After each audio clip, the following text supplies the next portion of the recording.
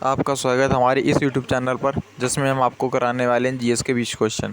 जिसमें सबसे पहला क्वेश्चन देखते हैं हम। अनुच्छेद 19 में बढ़ित स्वतंत्रता निम्नलिखित में किसको प्राप्त है? केवल भारतीय नागरिक को।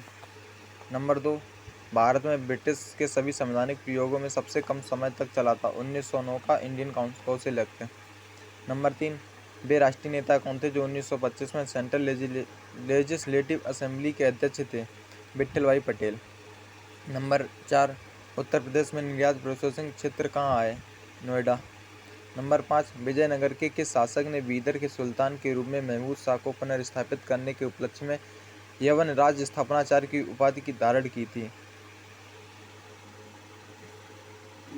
कृष्णदेव राय। नंबर 6, किस इतिहासकार ने कहा पानीपत का तृतीय युद्ध एक निर्णायक युद्ध था? मराठा सेना की मुकुटमणि वहीं गिर गई थी और इस युद्ध के पश्चात मराठों के अखिल भारतीय साम्राज्य के स्वप्न नष्ट हो गए थे। जादूनाथ सरकार ने। भारतीय संविधान के उपरोक्त भागों में से किस एक में नगरपालिका तथा कार्यपालिका के पार्थक्य का प्रावधान था? राज्य के नीति निर्देशक तत्व सिद्धांत। किन 4 देशों को एशियन टाइगर कहा जाता था? हांगकांग, सिंगापुर, दक्षिण कोरिया, ताइवान। नंबर 9, निम्नलिखित में से किससे सम्मिलित है? खजुराहो का मंदिर चंदेल में, ये मध्य प्रदेश में है। ऋतु प्राकृतिक संतुलन स्थापित करने के कारण किस देवता को ऋत्वस गोप कहा है? वरुण देवता को। नंबर 11, अकबर ने साम्राज्य विस्तार का आरंभ किस विजय से किया था? मालवा विजय से। नंबर 12, समान न्याय और निःशुल्क वित्तीय सहायता का प्रावधान संविधान के किस अनुच्छेद में है? अनुच्छेद 39A में। अगर आपको जिस भी क्वेश्चन के आंसर आते हो तो उसका ज़रूर कमेंट कीजिएगा, जिससे हमें पता चलता है हमारे छात्रों को किस प्रकार के क्वेश्चन आते हैं, किस प्रकार के नहीं आते हैं।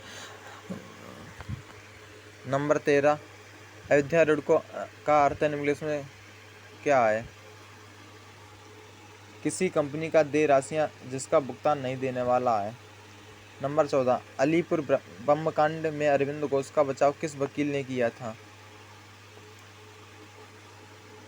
CR दास ने। जिए और जीने दो किसने कहा था? महावीर स्वामी ने कहा था। भारत छोड़ो आंदोलन के समय इंग्लैंड का प्रधानमंत्री कौन था? चर्चिल। दीवान ए बजरीरात ए कुल नामक नए पद की स्थापना की थी? अकबर ने।